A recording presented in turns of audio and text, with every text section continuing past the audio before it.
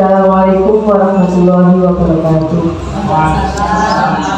Alhamdulillahirabbil alamin wassalatu wassalamu ala asyrofil anbiya'i wal mursalin sayyidina wa maulana Muhammadin amma ba'du.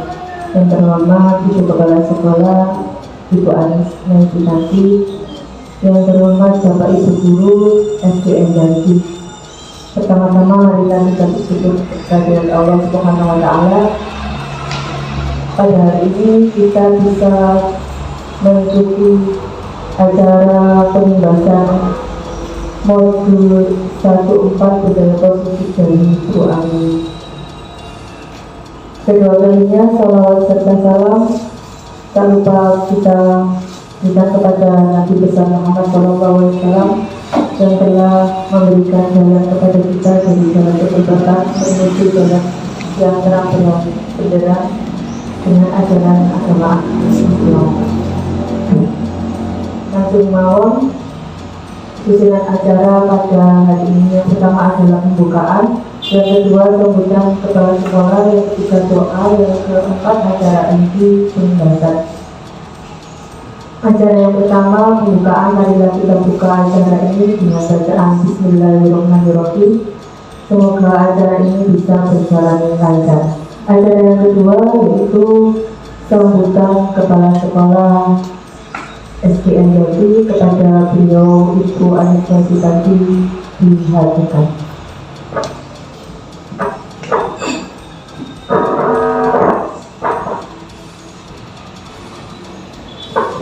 Assalamualaikum warahmatullahi wabarakatuh.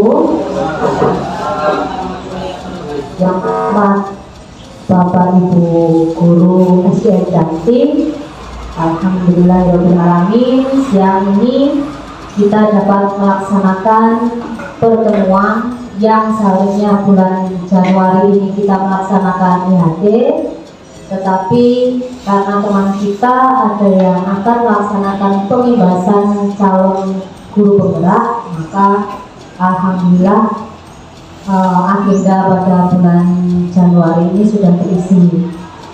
Kita dipertemukan dalam keadaan sehat walafiat, tidak kekurangan satu apapun. Ini adalah hal yang patut kita syukuri.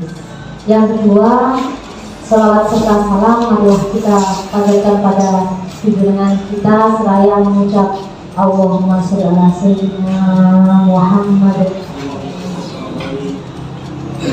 Bapak Ibu, seperti tema kita siang ini adalah pembahasan modul 1.4 tentang budaya positif, di mana akan disajikan oleh teman kita Bu Ani selaku calon guru penggerak. Saya harapkan untuk teman-teman yang lain, bulan kemarin kan sudah Pak Rosid yang menjadi narasumber. Monggo untuk teman-teman yang lain yang mau mentransferkan ilmu kepada teman-teman, saya sangat-sangat mendukung. Akan saya fasilitasi untuk mengadakan acara yang semacam ini, baik itu IHT, diseminasi ataupun pembahasan yang seperti ini. Kita punya tenaga-tenaga muda yang handal. Jangan bosan-bosan untuk belajar. Jangan sampai nanti pada saat dikirim mengikuti seminar maupun mengikuti diklat lain-lainnya itu sebagai beban, ya. Buatlah itu sebagai motivasi bahwa pelajaran kedepannya dimanapun nanti kita ditempatkan, apalagi kita sebagai ASN yaitu pegawai negeri dan P3K, bahkan sekarang sudah mulai merambah ke yang GTP, ada kemungkinan untuk dimutasi. Kalau kita punya kelebihan, kita punya potensi, dimanapun kita berada, kita akan bisa untuk mengembangkan itu, bukan menjadi sosok yang ibaratnya kalau ditempatkan dimanapun terus selalu ditolak, itu enggak. Yang diinginkan adalah ditempatkan dimanapun di sekolah yang akan menerima itu dengan senang hati akan menerima kita karena kita punya kelebihan yang patut untuk dilakukan. Monggo untuk yang lainnya, bukan untuk yang eksak saja. Misalnya Pak Denny, Bu saya punya program yang seperti ini, saya butuh bantuan kelas guru kelas 1 sampai guru kelas 6 untuk mendampingi saya, monggo. Pak Malkan juga seperti itu, punya program apa untuk diseminasikan atau dilibatkan seperti ini wadah kita Bapak Ibu untuk saling bertukar ilmu. Oke. Selanjutnya saya mengucapkan terima kasih kepada Bu Ani yang pada bulan ini kerso menjadi narasumber, mau mentransferkan ilmunya kita semua, karena bagi kita ini juga program baru dan jangan sampai ketinggalan. Dan udah sampai mulai nang kecamatan, awalnya ini dijauh ngomongan apa sih? Jangan sampai seperti itu, ya. Kita harus aktif. Itu saja, sekali lagi mohon maaf, terima kasih Bu Ani karena sudah membantu bulan ini untuk menjadi narasumber di acara IHT yang memang rutin kita laksanakan di SDR nanti. Demikian dari saya. Assalamualaikum warahmatullahi wabarakatuh.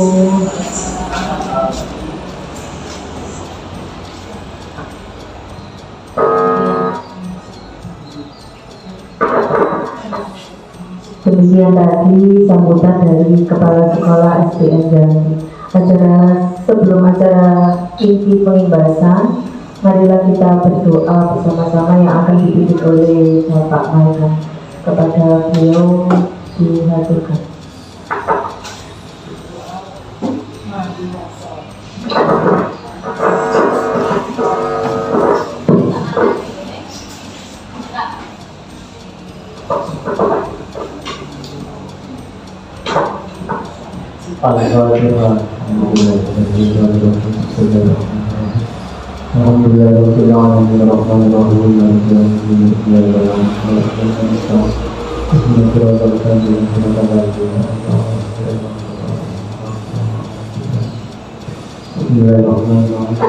Allahumma salli ala sayyidina Muhammad wa ala sayyidina Muhammad Allahumma ighfir lana dhunubana wa liwalidayna warhamhuma kama rabbayana shighara wa lijami'il muslimina wal muslimat wal mu'minina wal mu'minat ahya'i wa amwat. Allahumma ja'alna wa awladana wa dhurriyyatina wa ta'awudana wa ahyana min ahli ilmi wa khayri ibadah wa ibadah wa al-Qur'an wa akhirul Qur'an wa taj'alna wa iyahum min ahli sa'ir. Allahumma rabbana atina fid dunya hasanah wa fil akhirati hasanah wa qina adzaban nar. Sallallahu alaihi wasallam Muhammad walhamdulillahi rabbil alamin. Al-Fatihah.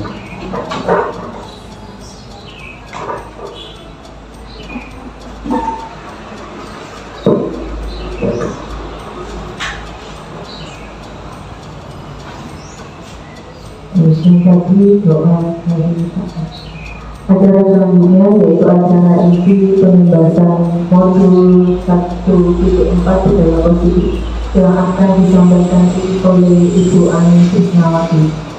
Sebelumnya saya sebagai pembawa acara, apabila ada salah kata atau kurang apapun, saya mohon maaf yang sebesar-besarnya. Akhirul kalam, wassalamualaikum warahmatullahi wabarakatuh. Kepada Bu Ani Krisnawati dimaksudkan.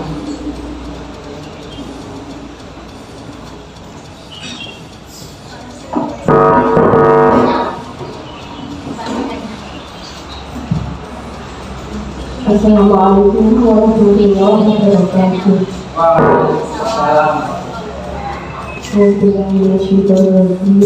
Bismillahirrahmanirrahim.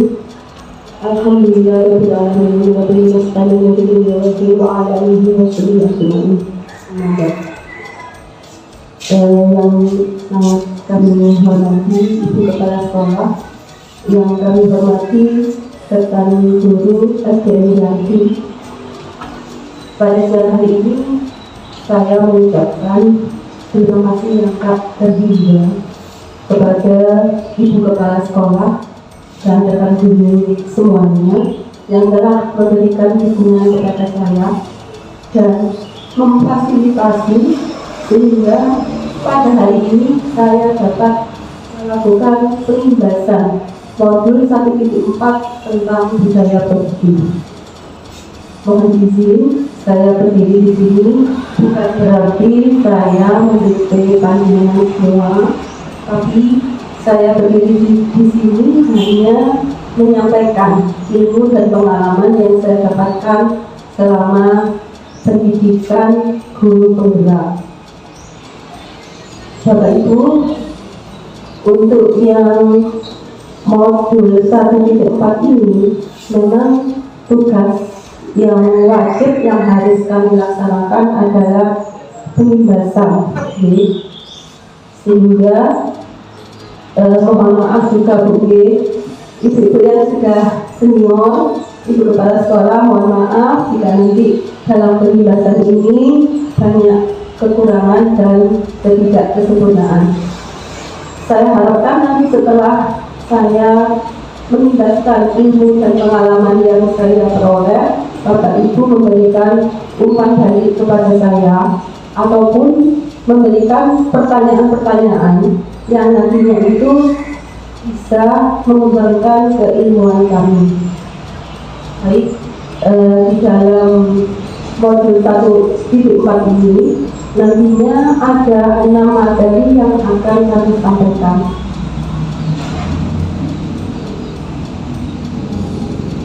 Untuk materi yang pertama tentang sisi positif dan nilai-nilai kebajikan universal. Kemudian materi yang kedua, teori motivasi, hukuman dan penghargaan. Materi yang ketiga tentang keyakinan kelas. Materi yang keempat, 5 kebutuhan dasar manusia. Adapun materi yang kelima, 5 posisi kontrol. Dan materi yang terakhir adalah sertifikat restitusi. Mungkin istilah-istilah tersebut masih asing bagi Bapak Ibu guru. Makanya dalam penindasan ini selain saya menyampaikan ilmu dan pengalaman yang sifatnya baru, mudah-mudahan nanti kedepannya kita bisa menerapkan budaya positif yang ada kaitannya dalam mewujudkan profil pelajar Pancasila. Bapak Ibu, sebelum kegiatan materi pertama, ini ada kegiatan ya yang nanti ada kaitannya dengan materi yang pertama. Cobalah buka tugas Bapak Ibu, tugas Anda yang A. Ini mengepalkan salah satu tangan Anda. Ya. Coba Anda bayangkan bahwa Anda itu menyimpan sesuatu yang sangat berharga di dalam kepalan tangan Anda. Anda perlu menjaga benda tersebut sekuat tenaga karena begitu pentingnya untuk kehidupan Anda. Kemudian tugas rekan Anda, tugas yang lain adalah mencoba dengan segala cara untuk membuka kepala tangan Anda. Bagaimana Bapak Ibu?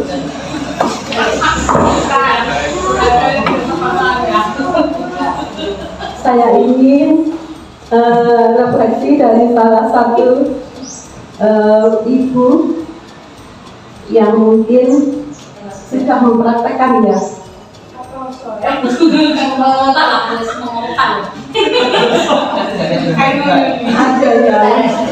Ada yang menggunakan harian Bu Eni, ada Ibu Kepala Sekolah.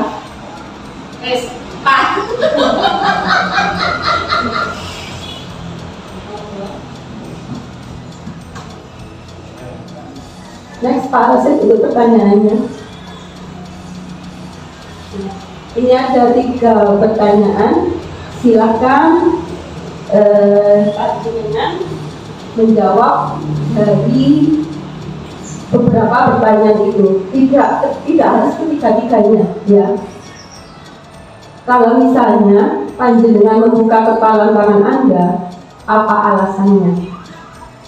Terus kalau misalnya Anda menutup kepalan tangan Anda, apa alasannya? Monggo.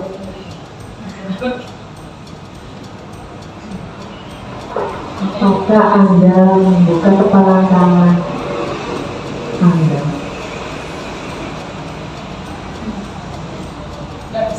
Tidak bisa membuka kepalan tangannya Mbak Rika tadi,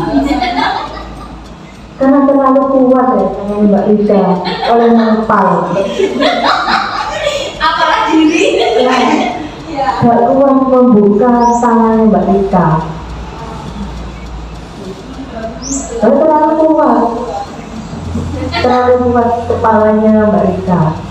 Terus siapa yang memegang kendali? Yang punya tangan. Berarti dari sendiri ya yang punya kendali, yang punya kontrol.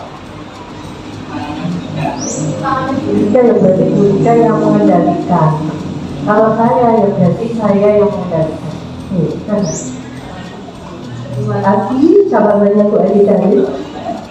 Next, Pak. Memang sekali Bapak Ibu, dari kegiatan yang kita lakukan tadi, bahwa pada dasarnya itu kita tidak bisa memaksa murid untuk berbuat sesuatu jika murid tersebut memilih untuk tidak melakukannya. Seperti yang disampaikan oleh Ibu tadi, bahwasanya yang memegang kontrol, yang mengepalkan tangan kita sendiri, yang bisa menutup dan membuka adalah kita sendiri. Jadi yang mengontrol perilaku murid itu tidak kita, Bapak Ibu.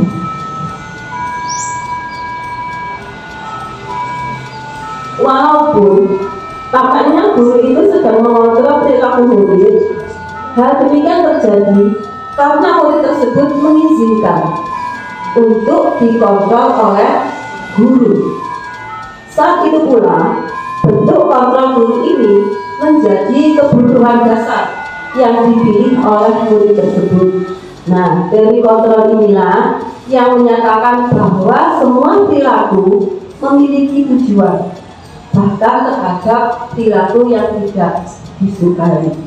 Next. Penguatan positif atau bujukan adalah bentuk-bentuk kontrol. Segala usaha untuk mempengaruhi murid agar mengurangi suatu perilaku tertentu adalah suatu usaha untuk mengontrol murid tersebut. Dalam jangka waktu tertentu, kemungkinan murid akan menyadarinya dan mencoba untuk menolak bujukan hitam, atau bisa jadi murid tersebut menjadi tergantung pada pendapat sang guru untuk berusaha. Nah, kita sebagai guru, Bapak Ibu, ini tidak boleh memaksakan kehendak kita atau mengontrol murid kita untuk melakukan sesuatu seperti yang kita kehendaki. Kemudian menggunakan kritik dan rasa bersalah untuk mengontrol murid menuju pada identitas gagal. Artinya anak-anak itu akan belajar untuk merasa buruk tentang diri mereka. Mereka akan mengembangkan dialog diri yang negatif. Mereka akan selalu merasa bersalah. Next.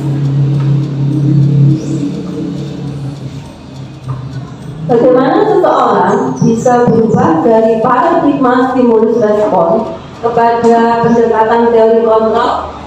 Stephen R. Covey mengatakan bahwa bila kita ingin membuat kemajuan perlahan, sedikit demi sedikit, ubahlah sikap atau perilaku Anda. Namun, bila kita ingin memperbaiki cara-cara utama kita, maka kita perlu mengubah kerangka acuan kita. Ubahlah bagaimana Bapak Ibu itu melihat dunia.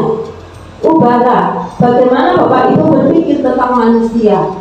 Ubahlah bagaimana Bapak Ibu membuat paradigma dan skema pemahaman dan penjelasan aspek-aspek tertentu tentang realitas. Next. Ada perbedaan antara stimulus respon dan teori kontrol, Bapak Ibu. Kalau pendidikan zaman dahulu ini masih menitipkan pada stimulus respon. Tapi seiring dengan perkembangan zaman, pendidikan sekarang itu dipusatkan pada teori kontrol, di mana kalau stimulus respon, realitas kebutuhan anak didik itu sama, semuanya sama. Tapi kalau menurut teori kontrol, kebutuhan anak didik kita itu berbeda, Bapak Ibu. Jadi kalau kita membuat RPP, membuat perencanaan, kita harus melihat kebutuhan anak didik kita. Yang kedua, semua orang melihat hal yang sama, tapi di teori kontrol setiap orang memiliki gambaran yang berbeda. Anak-anak kita itu memiliki minat bakat yang berbeda, jadi jangan disamaratakan. Kita mencoba mengubah orang agar berpandangan sama dengan kita, itu menurut stimulus respon. Tapi kalau menurut teori kontrol, kita harus berusaha memahami pandangan orang lain tentang dunia. Perilaku buruk dilihat sebagai suatu kesalahan. Pernahkah kita berpikir seperti itu, Bapak Ibu? Kalau anak kita berperilaku buruk, terus kita menganggap anak-anak itu bersalah semuanya. Tenang ya. Tapi kalau dalam teori kontrol, apa yang diperbuat oleh anak-anak kita, baik itu perilaku yang buruk, mereka itu memiliki tujuan, Bapak Ibu. Ya, nanti kita bahas lebih lanjut di materi berikutnya. Di dalam teori stimulus respon, orang lain itu bisa mengontrol saya. Jadi kita beranggapan guru itu bisa mengontrol murid. Padahal di teori kontrol, hanya Anda yang bisa mengontrol diri Anda. Hanya murid kita yang bisa mengontrol dirinya sendiri. Kemudian yang selanjutnya, saya bisa mengontrol orang lain. Tetapi kalau di teori kontrol, Anda tidak bisa mengontrol orang lain. Pemaksaan ada pada saat tujuan gagal. Tetapi di teori kontrol, kolaborasi dan konsensus ini menciptakan pilihan-pilihan baru. Makanya Bapak Ibu ya, kemarin saya mencoba di kelas saya membuat kesepakatan kelas yang baru, membuat konsensus yang baru, agar anak-anak ini ketika melakukan pelanggaran, mereka itu tahu mengapa mereka melanggar, terus apa konsekuensinya. Saya berusaha agar anak-anak ini disiplin positif ya, jadi memiliki motivasi intrinsik untuk melakukan disiplin. Kemudian teori stimulus respon berikutnya adalah model berpikirnya itu menang atau kalah. Kalau di teori kontrol, model berpikirnya hanya menang dan menang. Jadi kita harus berpikiran positif, intinya seperti itu, Bapak Ibu. Next. Teori motivasi, hukuman dan penghargaan restitusi. Motivasi perilaku manusia menurut Diana Kosen. Ini ada 3 motivasi perilaku manusia. Yang pertama, untuk menghindari ketidaknyamanan atau hukuman. Nah, ini adalah tingkat dari motivasi perilaku disiplin yang paling rendah. Bapak Ibu, ketika panjenengan disiplin waktu, berangkat disiplin, apa motivasinya? Apakah menghindari kenyamanan atau yang lainnya? Yang kedua itu untuk mendapatkan imbalan atau penghargaan dari orang lain. Kemudian yang ketiga untuk menjadi orang yang mereka inginkan dan menghargai diri sendiri dengan nilai-nilai yang mereka percaya. Next. Tujuan dari disiplin positif yang kita tanamkan pada anak didik kita adalah menanamkan motivasi pada murid-murid kita untuk menjadi murid yang menjadi pribadi yang mereka inginkan, kemudian menghargai diri sendiri dengan nilai-nilai yang mereka percaya. Ini adalah tingkatan motivasi yang paling tinggi Bapak Ibu di antara dua motivasi tadi. Ketika murid-murid kita memiliki motivasi tersebut, berarti mereka itu telah memiliki motivasi intrinsik yang berdampak panjang. Kemudian motivasinya ini tidak akan terpengaruh oleh adanya hukuman atau hadiah. Mereka akan tetap berperilaku baik dan berlandaskan nilai-nilai kebajikan, karena mereka ingin menjadi orang yang menjunjung tinggi nilai-nilai yang mereka hargai atau mencapai suatu tujuan yang mulia. Makna disiplin. Menurut Bapak Ibu, disiplin itu apa? Apa Bapak Ibu? Disiplin adalah tepat waktu. Iya. Jawaban yang lain selain tepat waktu, rasa tanggung jawab yang tinggi. iya, punya tanggung jawab yang tinggi. Kita seringkali Bu ya menyamakan disiplin itu tepat waktu, memiliki tanggung jawab yang tinggi, kemudian patuh pada aturan, ya. Menurut bahasa Latin, kata disiplin itu artinya belajar. Disiplina itu artinya belajar. Kalau seseorang memiliki disiplin diri, berarti mereka itu bisa bertanggung jawab terhadap apa yang dilakukannya, karena mereka mendasarkan tindakan mereka pada nilai-nilai kebajikan universal. Tetapi di dalam budaya kita, makna disiplin itu dimaknai sebagai sesuatu yang dilakukan oleh seseorang untuk mendapatkan kepatuhan saja. Kita cenderung menghubungkan kata disiplin dengan ketidaknyamanan. Contohnya, besok masuk pukul 7. Saya sendiri kadang juga merasa itu terus aku gak nyaman, isu-isu udah yang sekolahan.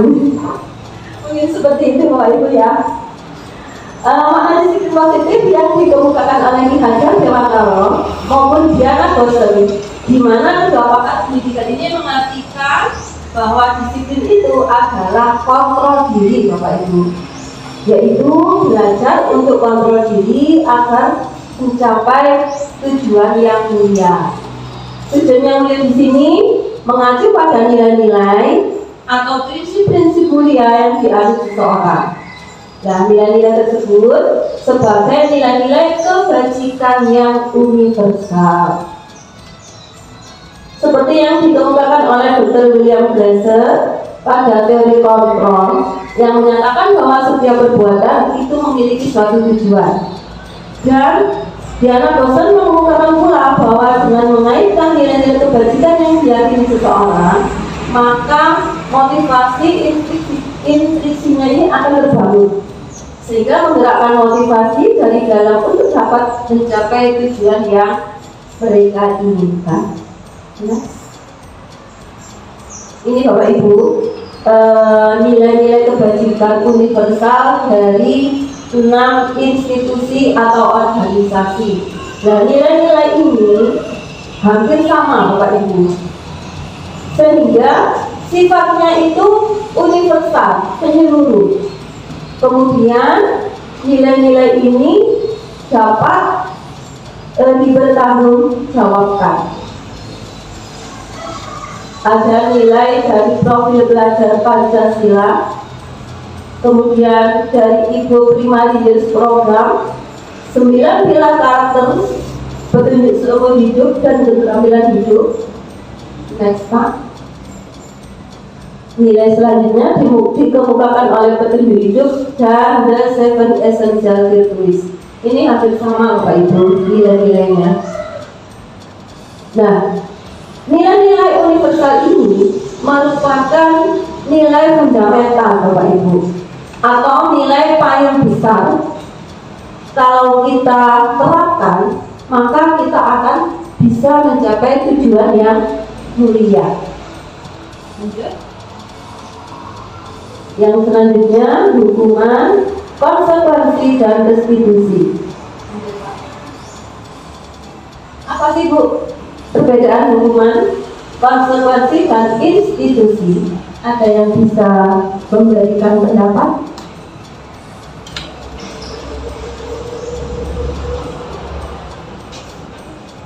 Ketika istilah ini sangat berbeda Bapak Ibu. Kalau hukuman ini sesuatu yang menyakitkan, ya biasanya fisik, yang diberikan itu fisik. Terus satu arah saja, dari guru saja. Sedangkan murid kita itu tidak tahu. Tiba-tiba terjadi, tiba-tiba mendapatkan hukuman dari pelanggaran yang mereka lakukan. Kalau konsekuensi, ini murid-murid itu mengetahui, jadi sifatnya itu berencana Bapak Ibu. Guru dan murid-murid sudah menyepakati, sudah membuat kesepakatan bersama, persetujuan bersama bahwa nanti kalau misalnya pelanggaran terjadi, maka konsekuensi ini akan berlaku. Kemudian kalau restitusi adalah proses yang diberikan kepada seorang murid dalam mengembalikan kepribadiannya setelah dia melakukan kesalahan. Ya. Pernahkah Bapak Ibu melakukan hukuman kepada murid-murid kita?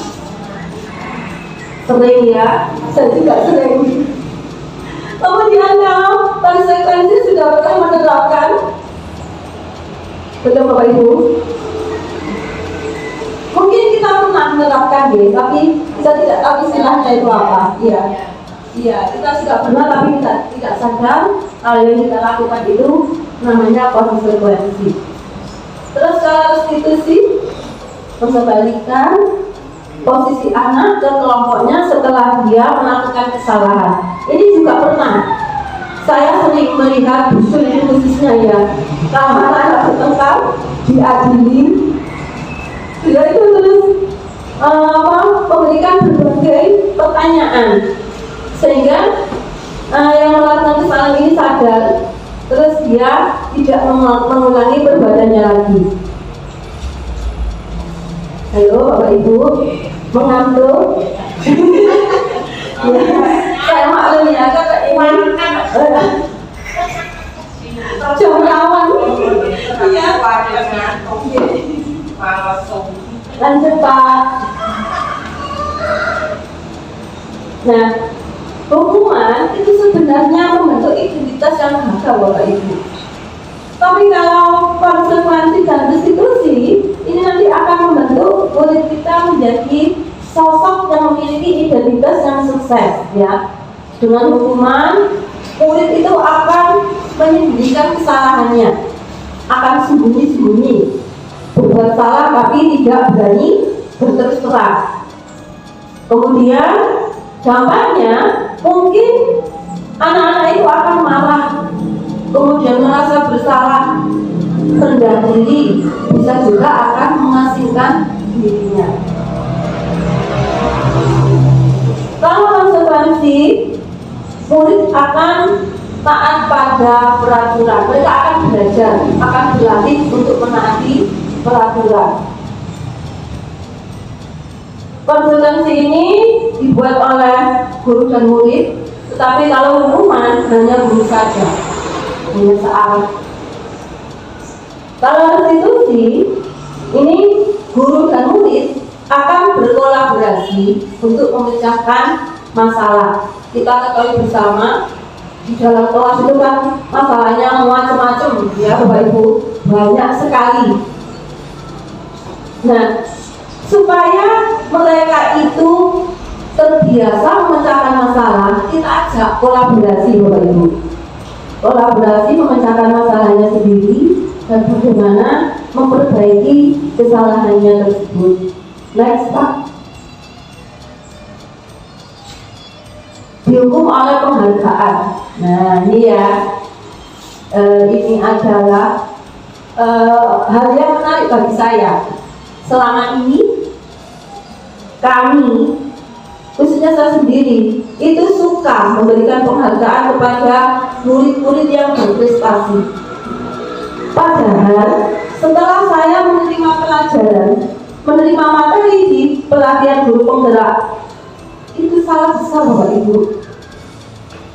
Saat kita berulang kali menjanjikan hadiah kepada anak-anak agar berperilaku bertanggung jawab, atau kepada seorang murid akan mempelajari sesuatu yang baru, atau kepada seorang karyawan akan melakukan pekerjaan yang berkualitas, kita sudah berasumsi mereka tidak dapat melakukannya, atau mereka tidak akan memilih untuk melakukannya.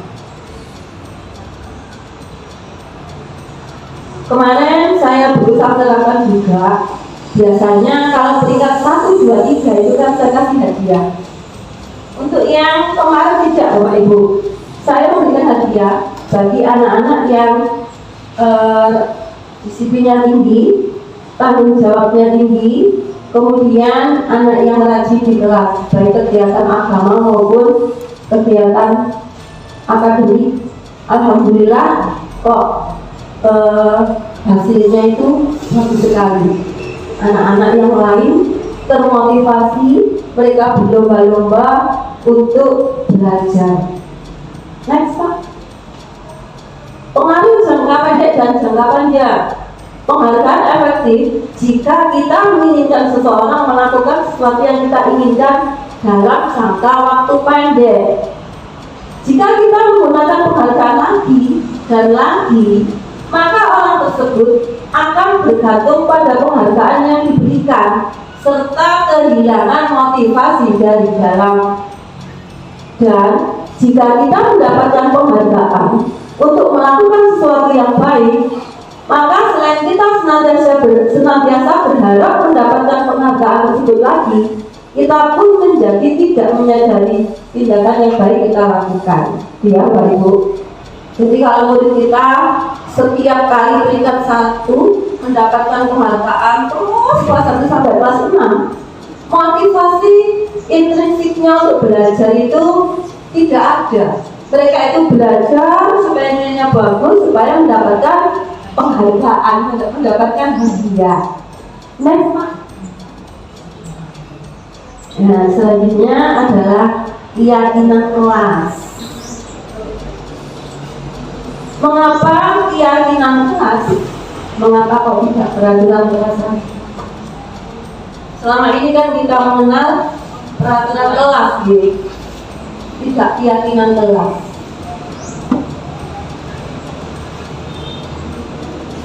Mengapa kita memiliki peraturan tentang penggunaan helm pada saat mengendarai kendaraan bagi atau motor? Nah, kemungkinan jawaban panjenengan mungkin demi keselamatan, betul? Saya sering mengingatkan seperti itu, mohon maaf. Yang kedua, mengapa kita memiliki peraturan tentang penggunaan masker dan mencuci tangan setiap saat? Jawabannya mungkin untuk kesehatan dan atau keselamatan. Sebenarnya Bapak Ibu, nilai-nilai keselamatan atau kesehatan inilah yang disebut sebagai keyakinan, yaitu nilai-nilai kebajikan universal yang disepakati secara tersirat maupun tersurat, lepas dari latar belakang suku, negara, bahasa maupun agama. Jadi nilai-nilai ini bersifat universal, menyeluruh. Yang kedua, keyakinan kelas itu lebih memotivasi seseorang dari dalam atau menumbuhkan motivasi intrinsik. Ada motivasi ekstrinsik, ada motivasi intrinsik. Nah, kalau kita membuat keyakinan kelas dalam kelas kita, maka bisa menumbuhkan motivasi intrinsik untuk melakukan disiplin positif. Sudahkah Bapak Ibu membuat keyakinan kelas? Belum ya, saya juga belum. nanti di semester nanti di awal tahun ajaran baru ya, kita bisa bersama-sama berkolaborasi membuat keyakinan kelas Bapak Ibu.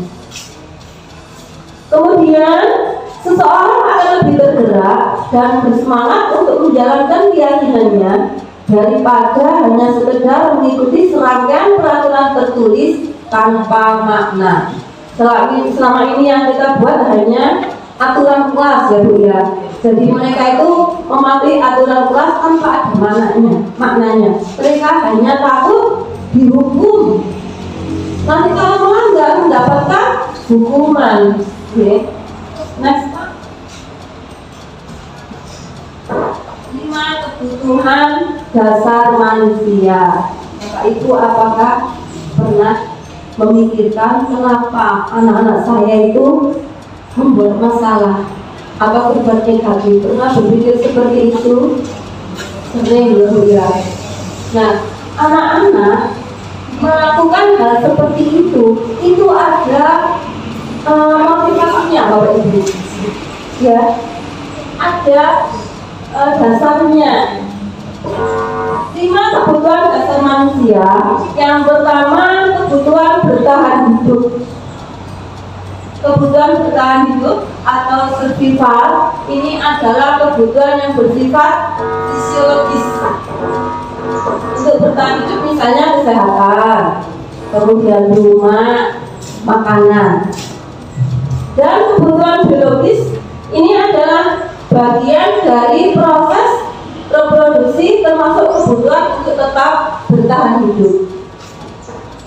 Komponen psikologis pada kebutuhan ini meliputi kebutuhan akan perasaan aman.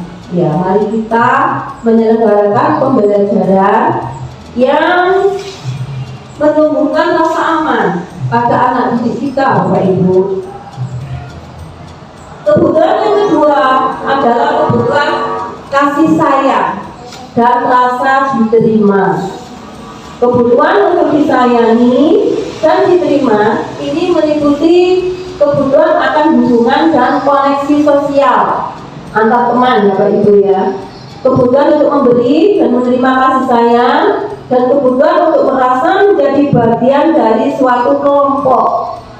Keinginan untuk tetap terhubung dengan orang lain seperti teman, keluarga, pasangan hidup, teman kerja, binatang peliharaan, dan kelompok di mana kita itu terhubung. Jadi anak-anak kalau menjadi bagian dari kelompoknya di kelas, mereka di dalam hati mereka itu harus kita tumbuhkan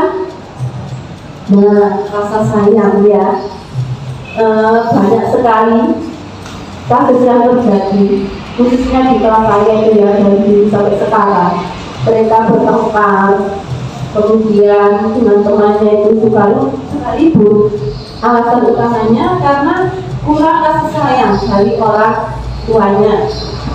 Kita sebagai guru ini tidak hanya mengajarkan ilmu saja Bapak Ibu, tapi kita lihat kalau sekiranya anak didik kita itu tidak mendapatkan kasih sayang dari rumah, kita berusaha untuk menyayangi mereka ya, seperti menyayangi anak kita sendiri. Anak-anak yang memiliki kebutuhan dasar kasih sayang dan rasa diterima yang tinggi itu biasanya ingin disukai dan diterima oleh lingkungannya. Mereka akrab dengan orang tuanya. Biasanya mereka belajar karena suka pada gurunya. Bagi mereka, teman sebaya itu sangat penting. Mereka juga biasanya suka bekerja dalam kelompok. Nah, kita bisa mengamati Bapak Ibu, anak-anak yang berlimpah kasih sayang dan tidak, itu bisa kita lihat di kelas kita. Kalau misalnya dia itu tidak mau berkelompok, menyendiri, murung, nah itu bisa jadi salah satu tanda tidak atau kurangnya kasih sayang di lingkungan keluarga. Kebutuhan yang selanjutnya adalah penguasaan atau kebutuhan pengakuan atas kemampuan. Kebutuhan ini meliputi dianggap berharga, bisa membuat perbedaan, bisa membuat pencapaian, kompeten, diakui, dan dihormati. Anak-anak yang memiliki kebutuhan dasar akan penguasaan yang tinggi biasanya selalu ingin menjadi pemimpin. Mereka menganggap dirinya mampu, menganggap dirinya bisa. Terus kalau misalnya ada tugas disuruh maju, biasanya itu berlomba-lomba maju dhisik. Nah, ini sudah tertanam dalam jiwanya jiwa pemimpin, atau kebutuhan pengakuan atas kemampuan ini sudah mereka dapatkan. Mereka juga suka mengamati sebelum mencoba hal baru dan merasa kecewa bila melakukan kesalahan. Jadi sini elek, agak sawah, belum merasa apa anak-anak itu pernah lihat seperti itu ya Bu ya. Susah, terus mereka kadang-kadang itu pesimis ya. Nah, dengan keadaan seperti itu Bapak Ibu, kita harus menumbuhkan percaya dirinya kembali. Kita harus bersabar dan berusaha agar anak-anak kita itu percaya diri dengan kemampuan yang dimilikinya. Mereka biasanya rapi dan sistematik dan selalu ingin menjadi yang terbaik. Jadi dari murid kita yang kebutuhan penguasaannya itu terpenuhi. Next Pak. Yang kebutuhan selanjutnya adalah kebebasan. Bagaimana kebutuhan tentang kebebasan ini Bapak Ibu? Anak-anak dengan kebutuhan kebebasan yang tinggi selalu menginginkan pilihan. Mereka perlu banyak bergerak, suka mencoba-coba, tidak terlalu terpengaruh orang lain, dan senang mencoba hal baru dan menarik. Bapak Ibu bisa melihat siswanya yang seperti itu? Bisa Bu ya? Dengan loh sudah pandai senior, saya dengan bisa. Yang selanjutnya kesenangan atau kebutuhan untuk merasa senang, ini penting Bapak Ibu. Kebutuhan akan kesenangan adalah kebutuhan untuk mencari kesenangan, bermain dan tertawa. Apalagi pada usia sekolah dasar, anak-anak itu harus dipenuhi kebutuhan kesenangannya Bapak Ibu. Anak-anak dengan kebutuhan dasar kesenangan yang tinggi biasanya ingin menikmati apa yang dilakukan. Mereka juga bisa berkonsentrasi tinggi saat mengerjakan hal yang disenangi. Mereka suka permainan dan suka mengoleksi barang, suka bergurau, suka melucu, dan juga menggemaskan. Bahkan saat mereka bertingkah laku buruk, mereka masih terlihat lucu. Saya ingat kemarin waktu mengantarkan anak saya mengaji Bapak Ibu, salah satu temannya itu anak orang kaya, dia juga pintar, tapi semuanya itu Bu senang bermain, lucu ya, mereka itu ketawa bareng. Si anak tersebut ini loh diam. Di saat teman-temannya itu ikut ketawa, dia tidak bisa, tetap diam menyendiri, hanya memperhatikan teman-temannya. Ya Allah, saya melihat seperti itu loh Bu, kasihan sekali. Ya, oleh karena itu Bapak Ibu ya, kita sebagai pendidik harus pandai-pandai memenuhi kebutuhan-kebutuhan yang sekiranya bisa menumbuhkan motivasi anak kita untuk belajar. Salah satunya adalah kebutuhan akan kesenangan. Next Pak.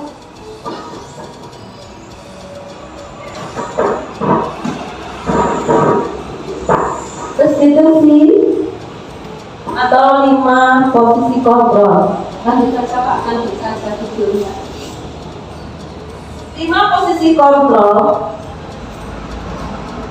Yang pertama, pembuka umum ya Bapak Ibu, ini ada 5 posisi kontrol bagi guru atau bagi kita. Nah, kita itu di posisi yang mana? Yang pertama, posisi penghukum. Guru berbuat menghadik, nyentak-nyentak ibu, menghadik, kemudian menunjuk-nunjuk, terus menyakiti, menyindir juga. Kemudian perkataan guru, kalau kamu tidak melakukannya, saya akan pemaksaan, ya itu ya. Hasilnya murid kita akan berontak, Bapak Ibu. Bahkan mereka bisa menjadi pendendam, menyalahkan orang lain. Kemudian murid akan berkata, saya tidak peduli. Mereka tidak akan mempedulikan kita lagi, tidak akan menghargai kita. Yang kedua, posisi kontrol seorang guru sebagai pembuat merasa bersalah. Guru dalam berbuat hanya berceramah saja, omongan, kemudian menunjukkan kekecewaan yang mendalam. Kamu sudah mengecewakan Bapak Ibu, ya, contoh perkataan beliau. Hasilnya murid kita akan menyembunyikan kesalahannya. Kemudian kalau kita bicara akan disangkal, Bapak Ibu, dan mereka juga akan berpeluang untuk berbohong. Murid akan berkata, maafkan saya.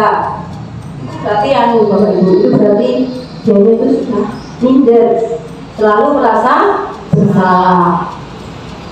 Yang selanjutnya, posisi kontrol sebagai seorang teman.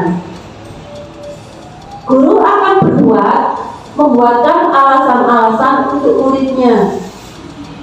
Terus guru akan berkata, lakukan demi Bapak Ibu. Ya sudah, nanti Ibu atau Bapak bantu bereskan. Hasilnya murid akan tergantung. Kalau ada kita, mereka manut dengan kita, tapi kalau diajar guru lain, berbeda lagi. Murid akan berkata, saya pikir Bapak dan Ibu adalah teman saya. Posisi kontrol yang selanjutnya, guru sebagai pemantau, Bapak Ibu. Guru berbuat, menghitung, dan mengukur. Guru berkata, apa peraturannya, apa konsekuensinya, apa yang telah kamu lakukan, apa yang terjadi sekarang. Di saat murid kita melakukan kesalahan, akan dimunculkan pertanyaan-pertanyaan seperti itu. Hasilnya, murid itu akan menyesuaikan bila dia diawasi. Tapi kalau tidak diawasi, mereka akan seenaknya saja. Murid akan berkata, saya akan dapat berapa bintang kalau melakukan hal tersebut. Ini seperti meminta hadiah, ya Bapak Ibu ya. Kalau saya melakukannya, nanti saya akan diberi apa? Seperti itu. Jika sudah melakukan hal tersebut, saya akan mendapatkan apa? Kemudian posisi yang paling baik itu adalah sebagai manajer.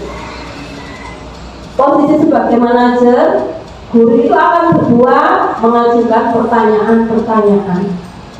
Tapi kalau kita bersalah, Bapak Ibu, kita ajukan pertanyaan-pertanyaan dulu.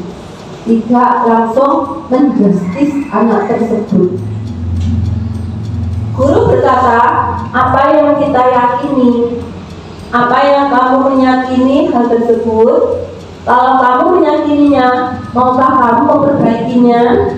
Kalau kamu memperbaikinya, jadi kira-kira hal tersebut akan menggambarkan apa tentang dirimu? Hasilnya akan menguatkan watak atau karakter murid kita. Murid akan berkata, bagaimana caranya saya bisa memperbaiki keadaan ini. Saya akan memperbaiki keadaan ini dengan menurut versi mereka. Ya. Next, Pak.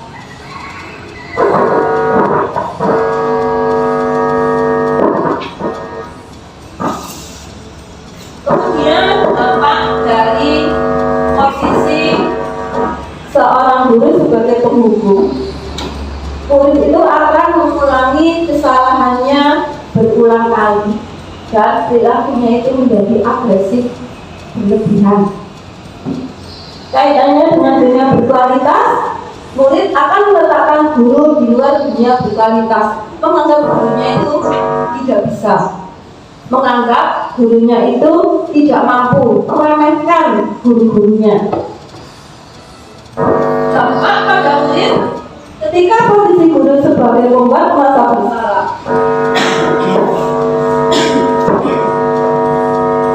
rendah diri tentunya, kemudian merasa gagal dan tidak kaitannya dengan dunia berkualitas, murid akan meletakkan guru di dalam dunia berkualitas. Kemudian posisi guru sebagai teman, dampaknya pada murid. Murid itu tergantung. Maaf Bapak Ibu ya. murid akan selalu tergantung, tidak mandiri dan tidak bisa memutuskan. Kaitannya dengan dunia berkualitas, murid ini akan meletakkan guru sebagai orang yang penting dalam dunia berkualitas. Kemudian posisi sebagai pemantau, dampaknya pada murid menitik beratkan pada dampak pada diri sendiri, mendapatkan hadiah atau hukuman. Kaitannya dengan dunia berkualitas, murid meletakkan dulu peraturan di dunia berkualitas. Ini yang sebagai pemantau Ibu. Kalau sebagai manajer, dampaknya pada murid akan mengevaluasi diri, bagaimana menjadi diri yang baik.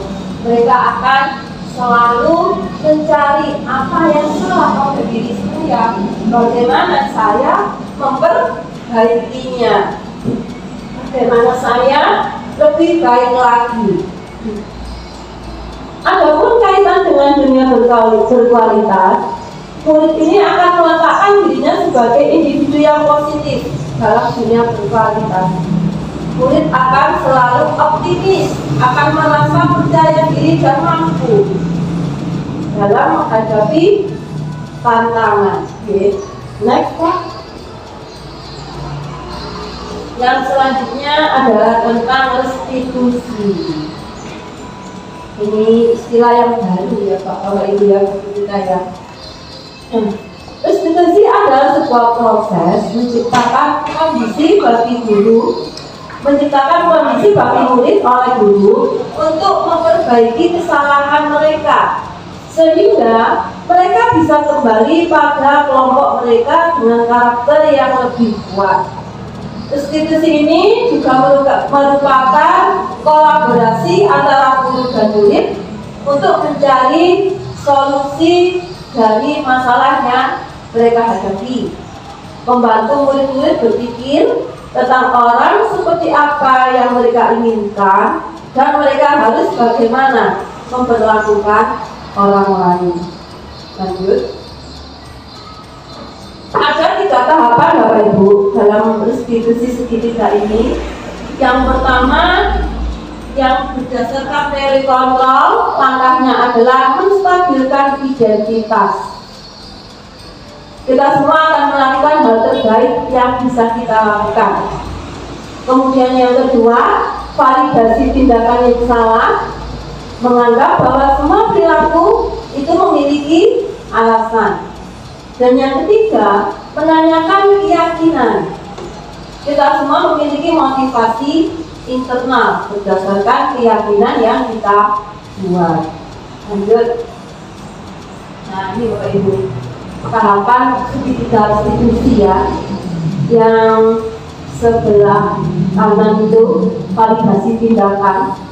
Ini yang pertama kita lakukan ketika murid kita bersalah, validasi tindakan dulu, validasi tindakan yang salah.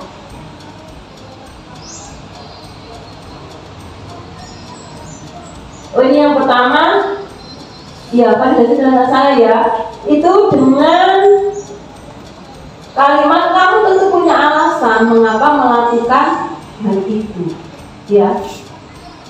Terus yang kedua, menstabilkan identitas. Nah ini biasanya kita mengatakan semua orang pasti itu melakukan hal seperti itu. Kamu bukan satu-satunya yang pernah melakukan. Kemudian yang ketiga, yang terakhir, tahap yang terakhir adalah menanyakan keyakinan. Keyakinan kelas apa yang telah kita sepakati. Kemudian mengajukan pertanyaan lagi, kamu ini menjadi orang seperti apa? Ya. Lanjut. Nah, ada contoh restitusi segitiga yang kemarin saya terapkan di kelas. Nak, kenapa hari ini Jami datang terlambat? Terus alasannya tadi bangun kesiangan. Ada apa dengan Jami? Kemarin saya tidak bisa tidur karena Nonton sepak bola. Wah, hobi yang menyenangkan itu ya. Kalau misalnya Bu Ani punya hobi seperti itu, pasti Bu Ani ini melakukan hal yang sama. Sebenarnya Jami datang terlambat ke sekolah itu kesalahan yang wajar ya, karena bangun kesiangan. Tidak hanya Jami, teman-teman yang lain juga pernah melakukan kesalahan itu. Apakah Jami ini merasa perbuatan Jami melihat pertandingan sepak bola sampai malam merugikan Jami sendiri? Apa? Kenapa? saya terlambat datang ke sekolah Ya. karena kesiangan. Iya, betul. Karena alasan itu maka Jami datang ke sekolah terlambat ya. Apakah kamu masih ingat keyakinan kelas yang sudah kita yakini dalam kesepakatan kelas, Mak? Masih belum Iya, tentang apa? disiplin. Betul. Dengan terlambatnya Jami datang ke sekolah, apakah Jami sudah menerapkan sikap disiplin? Tidak. Oke. Kalau misalnya Jami ingin mendapatkan kesenangan untuk menonton sepak bola dan bisa belajar dengan disiplin di sekolah, banyak cara yang bisa kita tempuh ya. Karena kalau Jami tidak bisa membagi waktu, maka Jami akan rugi sendiri. Bagaimana menurut Jami? Saya akan menonton pertandingan sepak bola tidak malam hari. Ya, bagus ya. Kalau itu sudah menjadi keyakinan Jami, maka Ibu berharap Jami lebih baik lagi dan lebih bisa mengatur waktu lagi supaya nanti belajar di sekolah dan belajar di rumah tidak terganggu ya. Terima kasih. Ya, sama-sama. Sekarang silakan istirahat dulu ya, Nak ya. Untuk materi disiplin positif, alhamdulillah sudah saya sampaikan. Mungkin dari Bapak Ibu guru ada yang mengajukan pertanyaan atau memberikan refleksi bagi penjelasan saya. Monggo Bapak Ibu.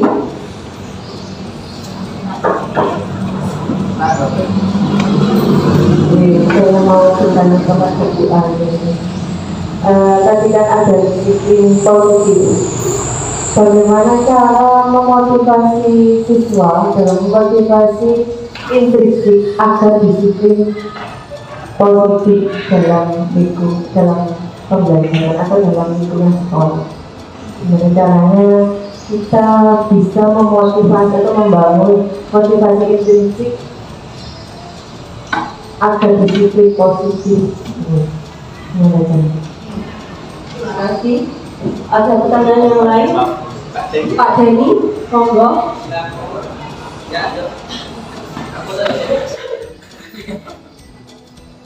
Assalamualaikum warahmatullahi wabarakatuh.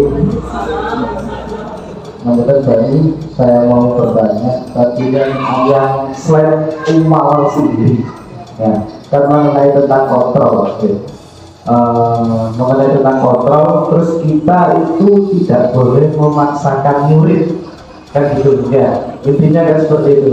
Kita tidak boleh memaksakan murid. Dalam era yang seperti ini, kalau pengalaman mungkin dari pengalaman saya, mungkin beliau-beliau yang senior juga mempunyai pengalaman tersendiri lah untuk menyikapi kegiatan tersebut. Bahwasanya kalau dalam pembelajaran, kalau murid tersebut tidak bisa, terus kita akan memberi kebebasan, ya. Terus kalau anak itu tidak kita paksakan, dia itu masih bebas. Jadi bagaimana cara menyikapinya anak tersebut yang awalnya tidak bisa, kalau tidak kita paksakan itu tetap tidak bisa, gitu. Nah, terus itu bagaimana solusinya? Terus yang 117 kalau Pak, 117 tempor ini.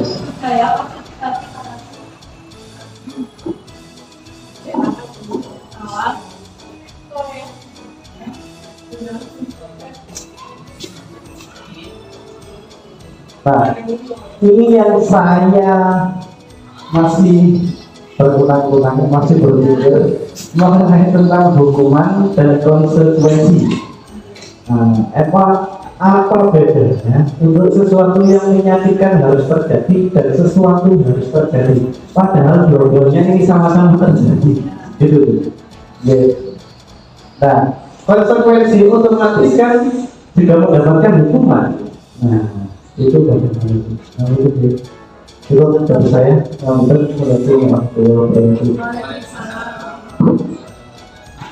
Terima kasih sekali untuk rekan juri yang sudah memberikan pertanyaan kepada saya. Ini artinya terkait dengan merespon apa yang saya sampaikan.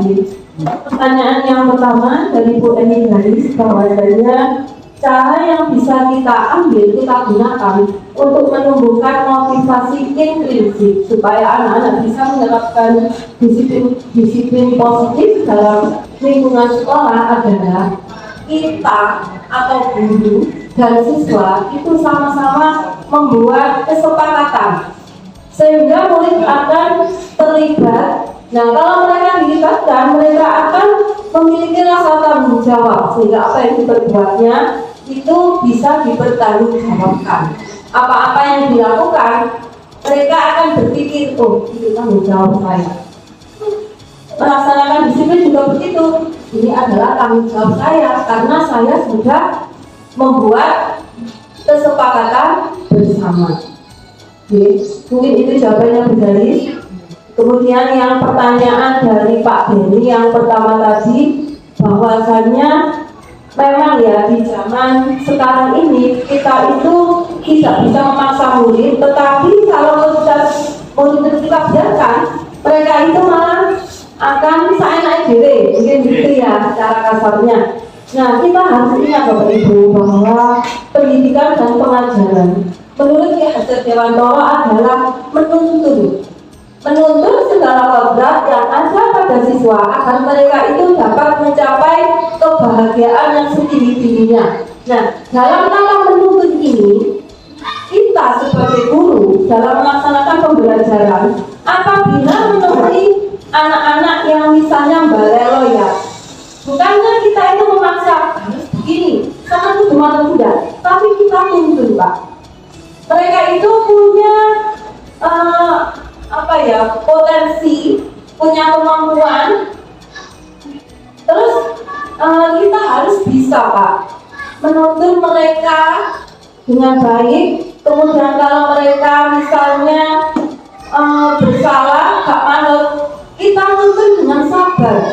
Kita sebagai pendidik itu harus memperhatikan kebutuhan mereka juga Pak. Ada istilah pendidikan yang menghamba. Bukannya kita itu sujud kepada anak tidak Pak, tapi kita sebagai guru dalam mengajarkan ilmu, di dalam membentuk karakter anak, kita itu menuntun Pak, dituntun. Iya, ada kerjaan api mana kita tuntun. Ya. Bagaimana Bapak? Jawabannya? Kalau kita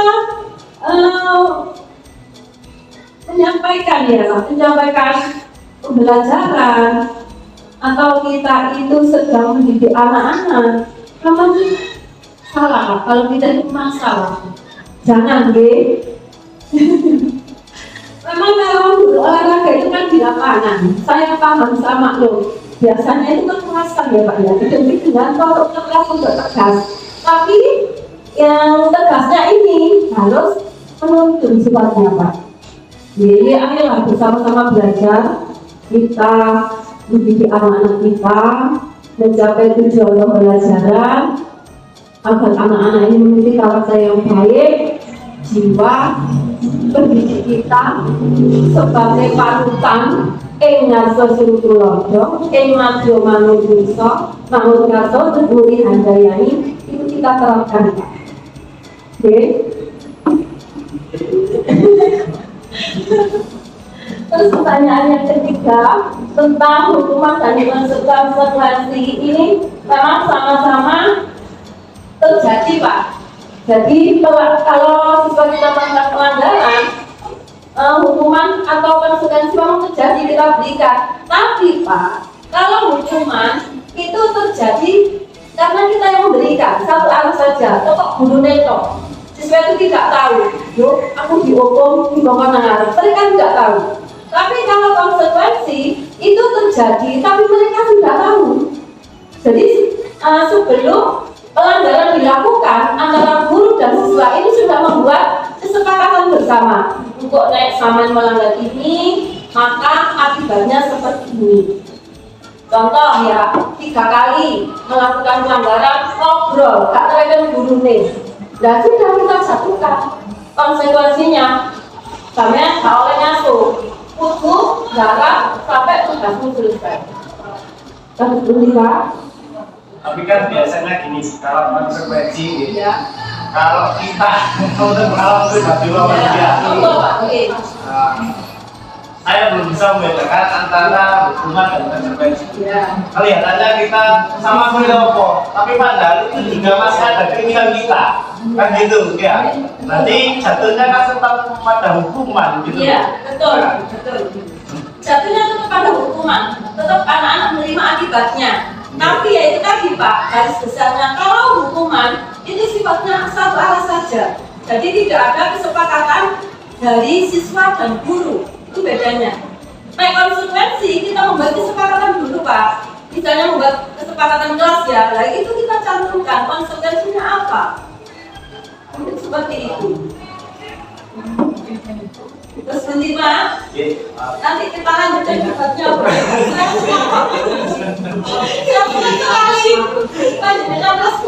Karena waktu sudah tidak memungkinkan Bapak Ibu ya. Ya, terima kasih atas respon dari Bapak Ibu semua. Mohon maaf apabila dalam penyampaian banyak kekurangan dan banyak kesalahan. Wassalamualaikum warahmatullahi wabarakatuh. Waalaikumsalam warahmatullahi wabarakatuh.